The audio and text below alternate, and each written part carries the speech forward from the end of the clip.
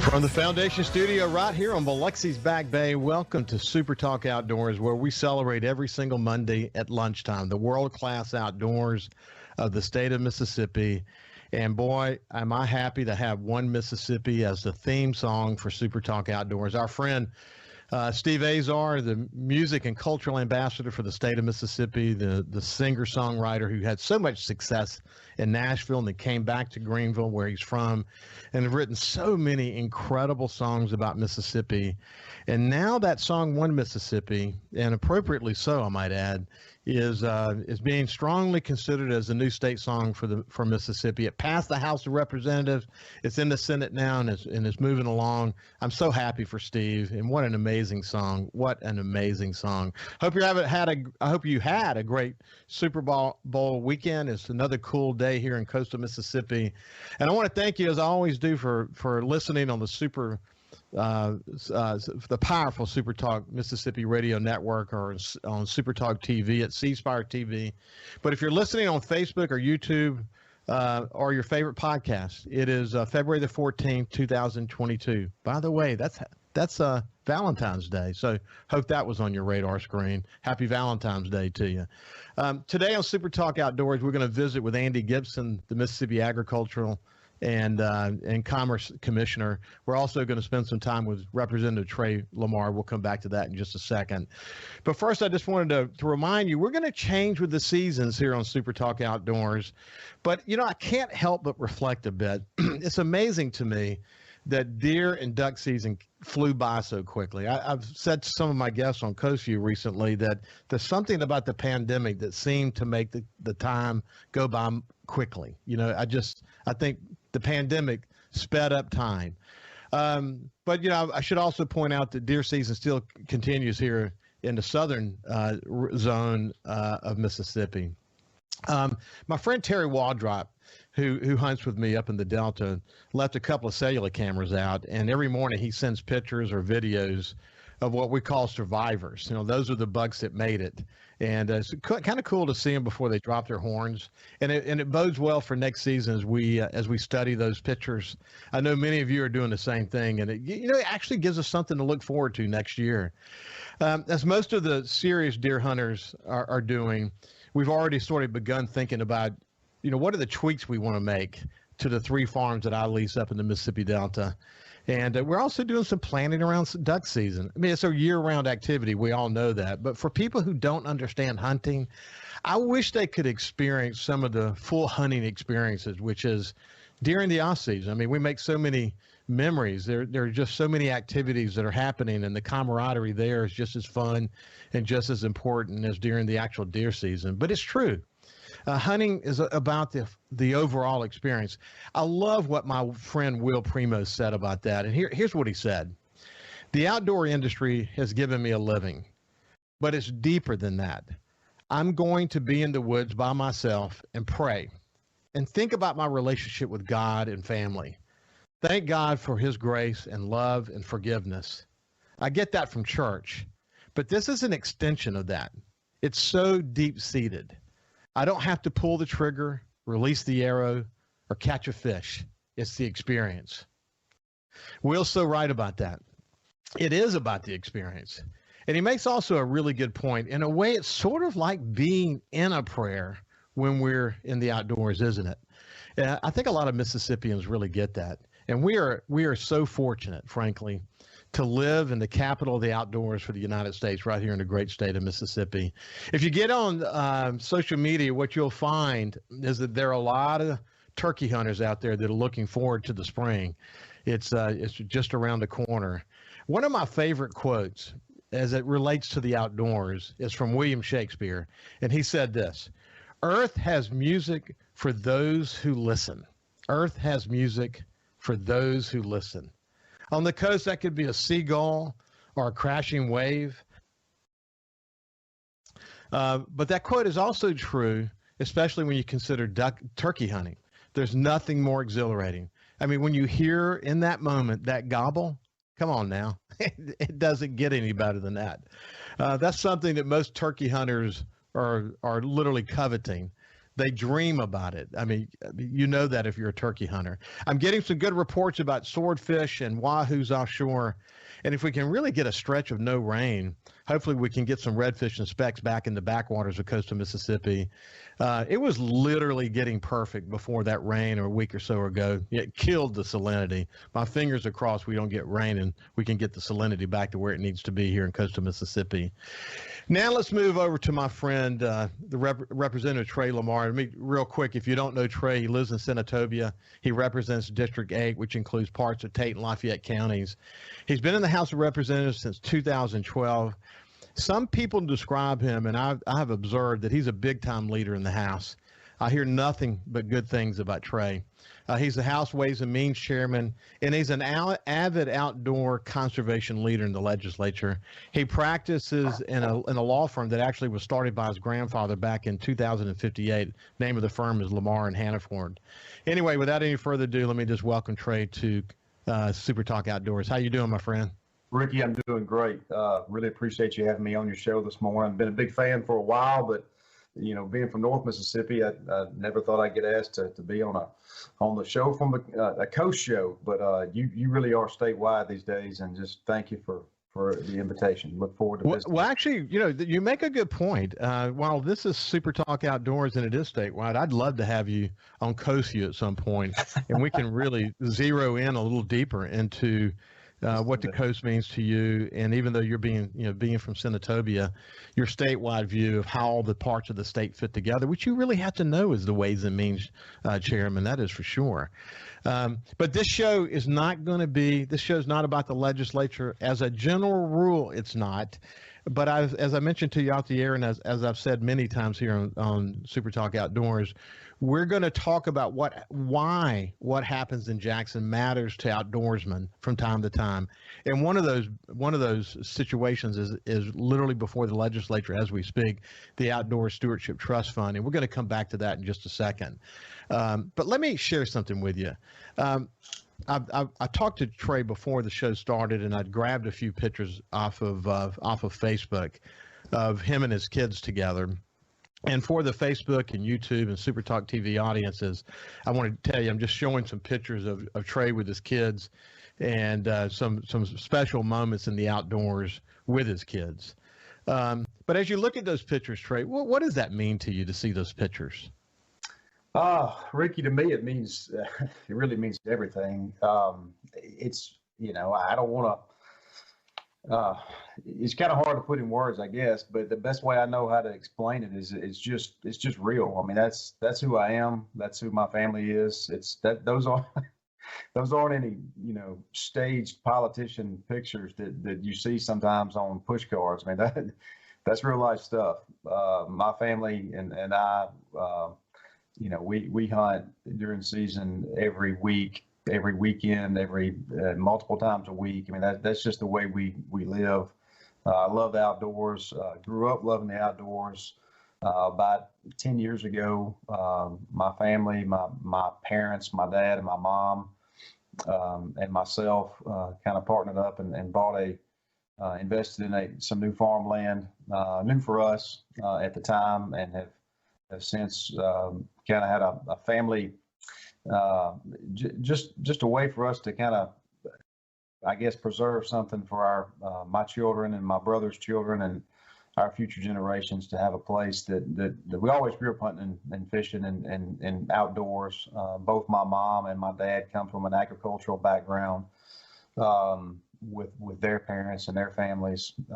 And so it was a way for us to just do something together. And it's been a tremendous blessing over the last 10 years. We've been able to grow the farm and invest in it and continue to conserve our, you know, our what we call our family farm.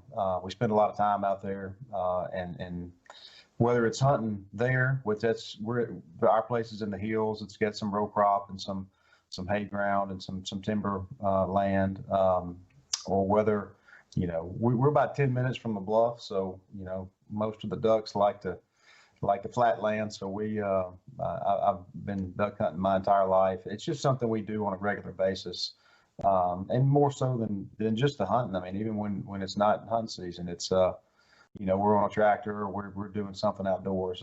Mississippi is blessed with beautiful beautiful outdoor creation. I appreciate the intro you gave with talking about the just how God speaks to us through the outdoors. A little devotional meant a lot to me to hear you say that. So anyway, thank you for that. But that truly is that's who I am. That's who my family is, and that's who a lot of Mississippians are as well. We'll continue our conversation with Representative Trey Lamar on the other side. We'll give an update on the Conservation Stewardship Trust Fund and talk a little bit more about the outdoors. We'll see you after this break. Carry on,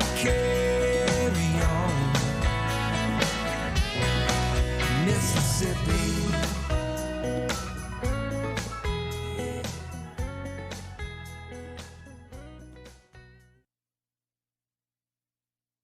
Mississippi's Outdoors. It's SuperTalk Outdoors with Ricky Matthews on SuperTalk Mississippi. Welcome back to SuperTalk Outdoors. I have Representative Trey Lamar with us. And before we went to break, we were just talking about it. He made the point about this. I think that probably Will Primos's comment about how he gets this from church, but that this is even more than that. It's this opportunity. And the way I summarize it is simply being in the outdoors when you're quiet and you're in the moment is sort of like being in a prayer. It's a reminder of how first of all lucky we are as Mississippians to live here. It's a great chance to be with family and friends and whatever, but it is sort of the ultimate devotion, isn't it?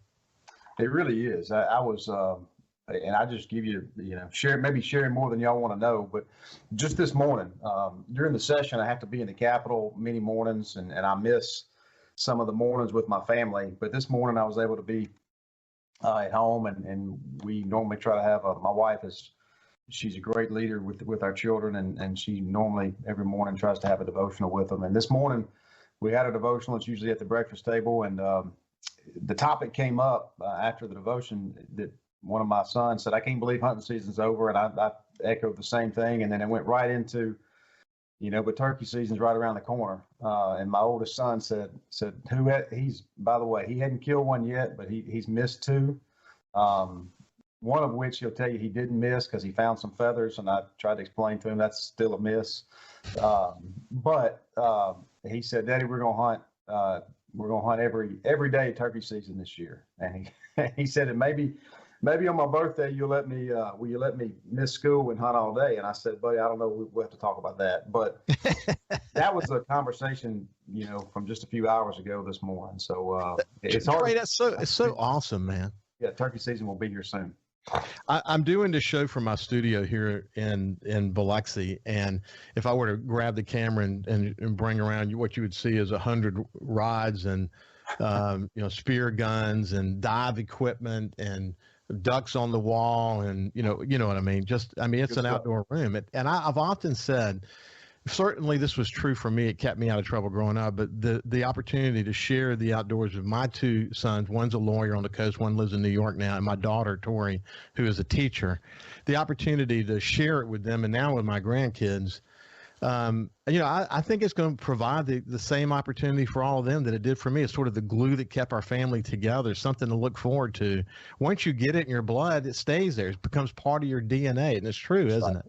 That's true. It's very true. And I know it is in my family, and I'm glad to hear the same for your family. But it's just part of who we are here in Mississippi. Yeah. Just love spending time outdoors. And anyway, I didn't realize till you said earlier you got a place in the Delta, so maybe I'll come check you out one day. Well, we have hunting ground up in Chula. Okay. And then the main camp is about 500 in the hills, 1,000 in the Delta, outside between Greenwood and Blackhawk, and then we have another farm that we lease over in Mentor City, and it's special. We're very diverse. Any aspect of hunting you can enjoy it with us. But it's a lot of work and it's a lot of fun. I retired now 6 years ago, and do this show. I call it maybe semi-retired now, but. But it's a great opportunity for me to be able to have something to do. And having even if we just leasing the farm for hunting rights, there's always a lot of work to do. That's for sure, isn't there? Always something to do. There's no doubt about it. I've got a to-do list in my mind a mile long, and my dad has his own to-do list, and most of the time ours don't match up, but that's okay. So he's giving me things to do. But it's part of it, and it's enjoyable. It's kind of therapy for me. I get out of the law office and get away from this desk and computer and get outside, and I can actually think out there. So it's helpful. Well, my career was in the digital media world, and that's the same way I talk about it as well. Hey, let's shift gears. What I have said about this year's legislative session is one of the most consequential in our history because of the amount of federal money that's come in and the fact that Mississippi's economic situation has been better. You have led the charge on eliminating the income tax, and we're not going to talk about that now. But the reality is that there's a lot of noise in the legislature, and the noise, I'm not saying that's a negative thing. I'm just saying that means that there are a lot of priorities, a lot of conflicting objectives. Governor's got his goals, lieutenant governor's got his goals. Of course, the speaker's got his goals, and that's part of, people sometimes are frustrated by that, but the legislative process is what it is for a reason. And so here we are. But one of the bills that's trying to make it through is the Outdoors Stewardship Trust Fund. It passed the House last year, 117-2. It passed this year, essentially two versions, but essentially the same thing. Passed the House 117-4. What happened last year is the bill got triple referred in the Senate, which is the same thing as essentially saying it was intended to kill the bill. And but what came out was a stripped down version of the House bill, and so there were some really important elements that were missing. And let me just real quickly review those three things. First of all, it went to essentially what was going to be an appropriation. No money was in the bill, but it would have been an annual appropriation, which is really hard to do when you're talking about multi-year projects. It's very difficult if you don't have a dedicated funding source to do multi-year projects. Most conservation efforts are multi-year. Second, it took out non-governmental organizations like the Nature Conservancy, Wildlife Mississippi, Ducks Unlimited, a large number of them. You want the entire conservation community at the table when you're doing conservation. They can help you find federal funds. They can help find private funds. There's a lot of matching funds involved in this. And thirdly, it took private lands out. Somewhere between 80 and 90% of Mississippi is private land. It's almost impossible to do conservation in Mississippi without doing it on private land. Those are the three major components of the Senate bill that are different, and they're in some respects, for the most part, pretty much showstoppers if we are going to be serious about conservation in this state. Mississippi is one of two states in the Southeast that does not have a conservation trust fund, a dedicated fund. Louisiana, it looks like they're going to get one soon, so we may be last here. And so there's a lot of missed opportunities in terms of federal matching funds. In the case of Georgia, for example, they turned $20 million into nearly $100 million. What we're missing out on in terms of federal matching cannot be understated. This is a really important part of this. But at the end of the day, we all have to get on the same page about having a dedicated funding source for conservation in this state. And you've been pretty committed to that, haven't you, Trey? I certainly have. And I think I've made comments. I know I've made comments on multiple occasions publicly from the well of the House and other places that this legislation, Outdoor Stewardship Program, is an opportunity for us to make really transformational changes to the way the state of Mississippi handles stewardship and conservation of our outdoor assets. And anybody that really knows what they're talking about in this landscape knows you cannot talk about conservation and limit it only to public lands. That debate has already been had years and years and years ago, and it was settled at the federal level. And so we really shouldn't even be having that debate again here in Mississippi, because the programs that the federal government funds, such as CSP, the Conservation Stewardship Program, or CRP or WRP, all these federal programs that so many of our Mississippian landowners participate in are just that. They're conservation programs funded through federal tax dollars, and they're for the purposes of conservation. And you have to have, when 90% of the land is privately owned, you can't have a conversation about conservation without also including conservation on private lands. It's like saying you're going to buy a car, but you're against buying gas to put it in the tank. I mean, it makes no sense. And so although I respect certainly some of my Senate colleagues who've taken that position, I welcome them to reconsider that position, because it's just nonsensical. It doesn't make any sense. That position, what I'm saying does not mean I'm against fixing our public parks. I'm gonna have a separate bill this year that will spend state money on much needed repairs and upgrades we have at our public parks. We need to do that, but we also need to pass the conservation stewardship bill and have a dedicated funding stream for conservation on public and private lands in this state, because that's really the only way to do conservation correctly.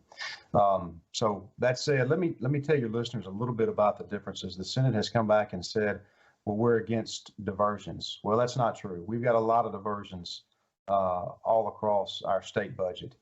We divert money to cities and education and so many other things. I tell you what, you look like you're at a break, so maybe we can come back and we'll talk about that point a little bit more. Okay, we will. Let's come back after this break, and we'll finish this point, and then we'll move over to Andy Gibson and have a good visit with him. We'll see you after this break.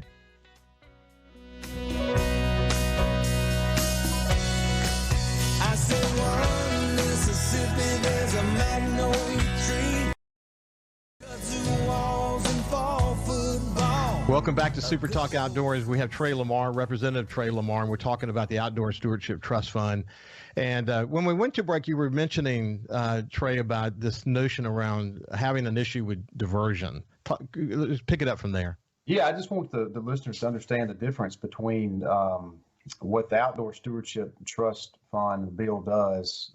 Creates a diversion from existing sales tax at sporting goods stores versus what the Senate has proposed in funding that through an appropriation. A dedicated income stream through a diversion is just that. It's dedicated. It's there.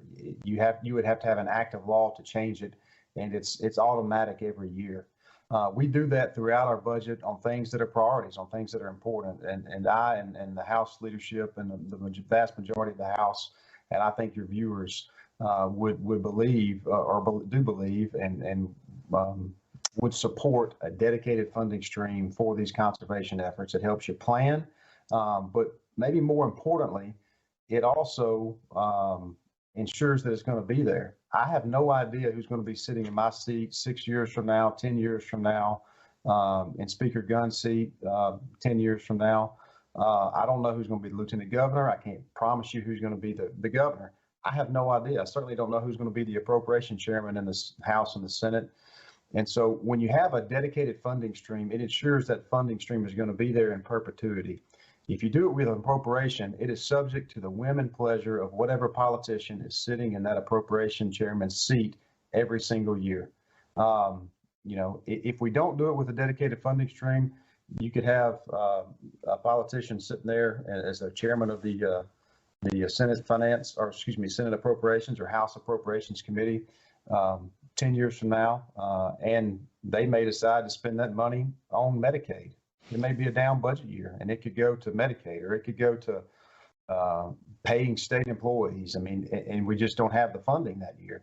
This is outdoor stewardship. This is a big deal, and it should not be subject to the whim and pleasure of whatever individual is sitting as chairman of the appropriations from here on out. There are times that we need an appropriation, obviously every year.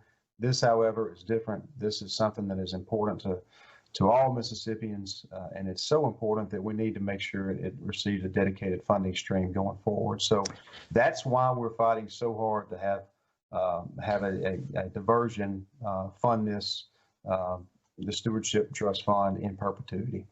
Trey, I appreciate your time with me. Before we move over to Andy Gibson, let me just summarize a couple of really important points that you made. First of all, as it relates to private land, if you look at the list of federal money, and it's a long list, The most significant amount of money, over $7 billion on the federal level, is actually in the Farm Bill, and that's all private land. So if we decide to exclude private land, what we're saying is that the most significant area where there's the most amount of money, we're going to take it off the table. That doesn't make any sense. Second, Right. as it relates to the diversion and having a dedicated funding source, the reality, as I said a few minutes ago, most conservation efforts are multi-year projects. You can't, they're not one and done. It takes years to do it. How do you sign up for a long-term, impactful program with matching funds if you can't be sure from one year to the next that money's actually going to be there? This has to be part of the conversation. Anyway, Trey, it's been a pleasure to spend some time with you, man. I really appreciate you. Now we're going to move over to my friend Andy Gibson. Good afternoon, Andy. How you doing, my friend? I'm doing great. How are you doing, Ricky?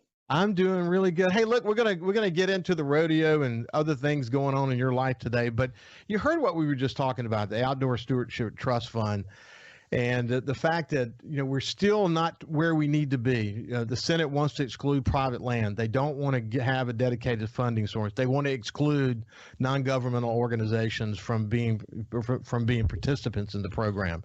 Have you been given much thought to this? Well, yeah, absolutely.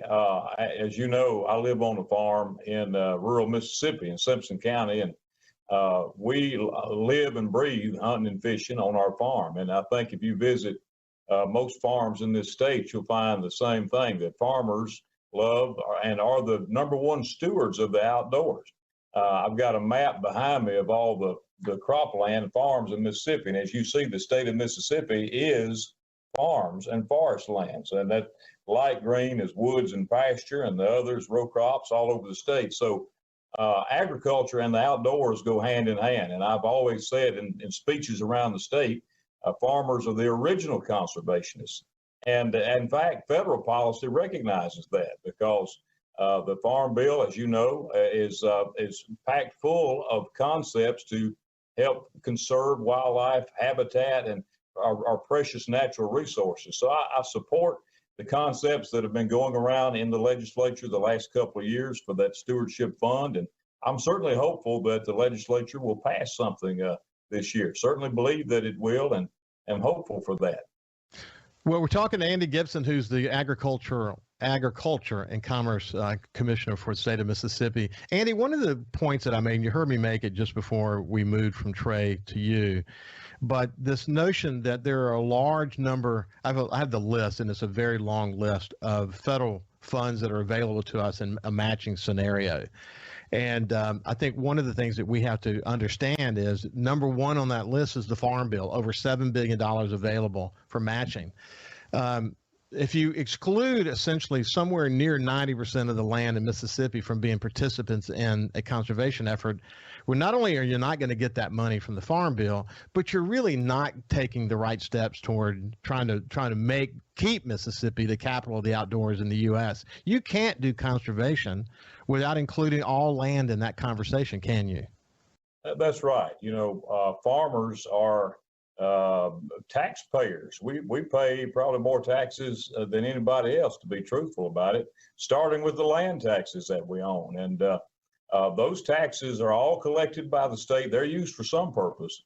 And obviously, as is clear in the Farm Bill, the federal policy is designed to promote conservation on farms, and to make sure that some of those resources are returned to conservation efforts, habitat management, wildlife, forestry on the farm. And it makes perfect sense that, a lot of other states have done something like this. Why wouldn't Mississippi to go along with that policy? And whether you're talking about the CRP program through the Farm Service Administration, whether you're talking about the Conservation Stewardship Program through the NRCS, the Natural Resource Conservation Service, what you could be talking about some of the matching grants that are regionally that are designated by the Farm Bill to states or other political subdivisions to help promote habitat.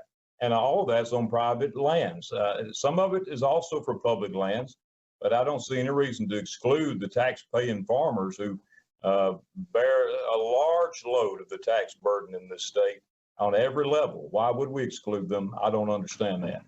The Lieutenant Governor, Delbert Hosemann, has been quoted as saying that he wants to focus on parks first. But the way most of the people that I talk to see it, parks and conservation are not the same thing, and they should not be mutually exclusive. You could go fix the parks, but don't make conservation in Mississippi wait until the parks are fixed. We'll understand more what he means and what his intentions are as it relates to that. But Alex Littlejohn from the Nature Conservancy was on my show Coast View a week ago. One of the points that he made is that when they did an analysis of matching dollars that were coming back to the states, and look at the Southeast, we're one of only 2 states that don't have a dedicated fund. The other is Louisiana. Looks like they soon will have one. So essentially, we may be last again, unfortunately, on a topic where we should be the leaders in the United States. But anyway, when you look at the amount of matching funds that are coming back, millions are coming back to the states, only 300,000 to Mississippi. Right. Over the last several years, we've missed out on an enormous amount of federal matching funds, and it adds up over the years, doesn't it, Andy? It does. And, we're in the youth development business of the Department of Agriculture and Commerce. We have the livestock shows, 4-H, FFA. We just had an all-time record sale of champions of these young people raising their livestock on the farms. These same young people want to get out and hunt and fish, and they want to conserve the habitat and the wildlife resources of our state. And we're missing out for them, for the future of hunting and fishing in this state, on some of these programs that would easily serve as matching dollars to do projects to raise quail. I mean, I grew up quail hunting, and you can hardly find quail anymore because we just haven't had a focused effort on that habitat management. It's a need, it's out there. That's just one example. You could apply it to deer, turkey, everything else, but it's all happening on the farm, and our young people are there. And I think I've been to other states who have programs like this, and I've seen the investment it's made in their life. I think it's a really good investment. If you look at the Farm Bill, and we're coming to the end of this segment together, from 1985, the most successful aspect of that from a wildlife habitat point of view has been CRP and WRP. For the average hunter who's trying to understand what this means, just think of CRP that you're aware of, or WRP that you're aware of, and think about the habitat aspects of that. That's what the Farm Bill has done. That's what Mississippi wants to do, but in so many different forms. We want to be innovative about this. We want to bring all the conservation partners, both governmental and non-governmental, together and challenge them to find matching funds, to find private funds, to find those projects that put Mississippi on the cutting edge. When we come back, we'll continue our conversation with Andy Gibson, the Agriculture and Commerce Commissioner for the state of Mississippi.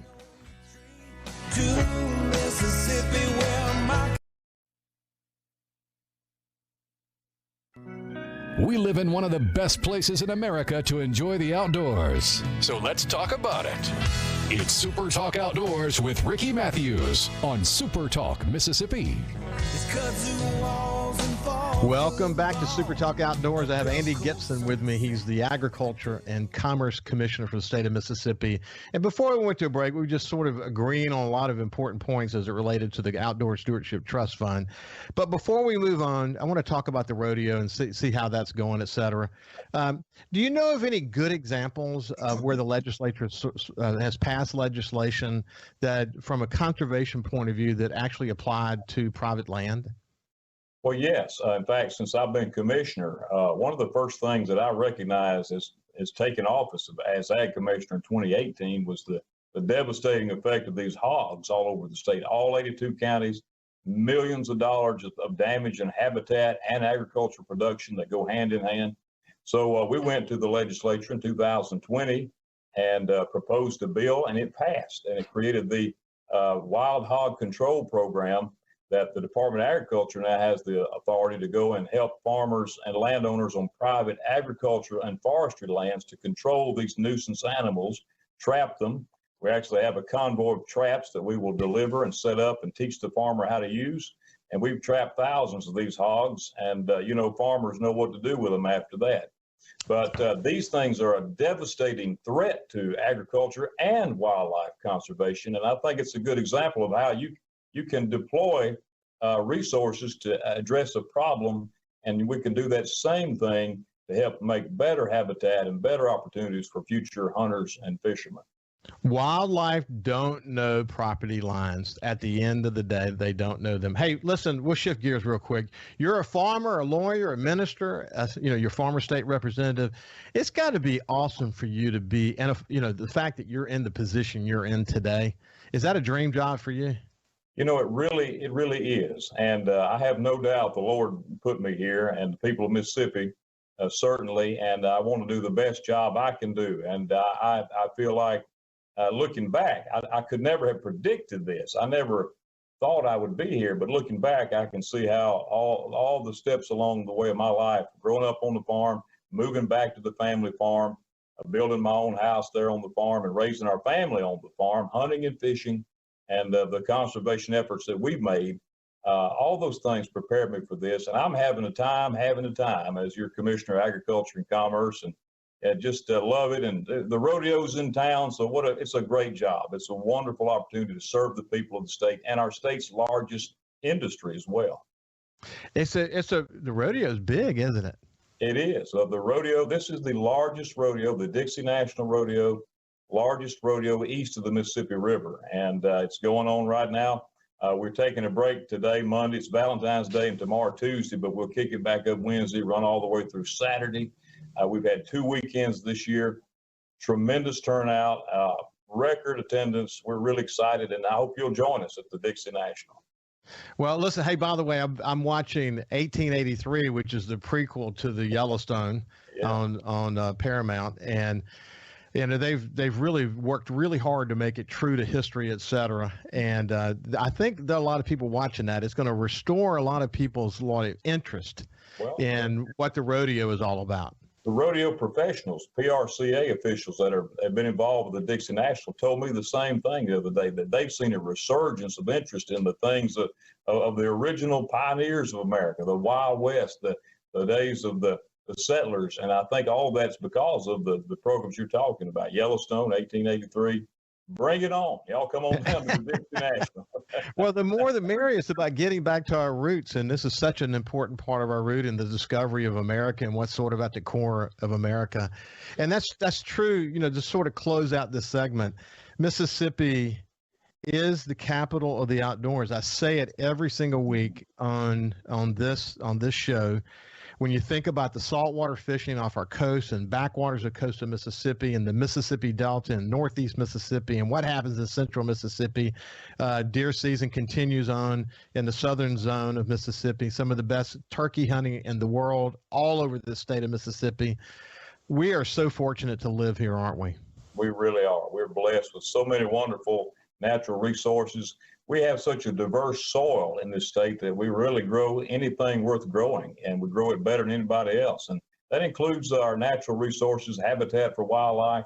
And, we have a lot of good things going here. We can take it to the next level by adopting this conservation stewardship program. And I really am excited about the prospect that the legislature is going to get it done in 2022. Hey, what we'll do, I want to invite you to be part of my show on the coast called Coast You. And I'll spend an hour with you talking about where you came from, your love of Mississippi, how coastal Mississippi sort of fits into your sphere of influence as the Agriculture, Commerce, and Commissioner. And I look forward to that. But it's been a pleasure catching up with you, man. Thank you for your passion on the Outdoors Stewardship Trust Fund. The politics are right. The policy is right. The legislation is right. And now is the time. Mississippi has to be a leader. We can't wait another year. We have to get this done this year. The final word, buddy. We're ready. Thank you for having me. We'll see you soon. You bet. This has been Andy Gibson. We'll see you next Monday. Have a great day and stay safe. Stay safe in the outdoors. Sweet soul for him. I said 3 Mississippi to this land called home.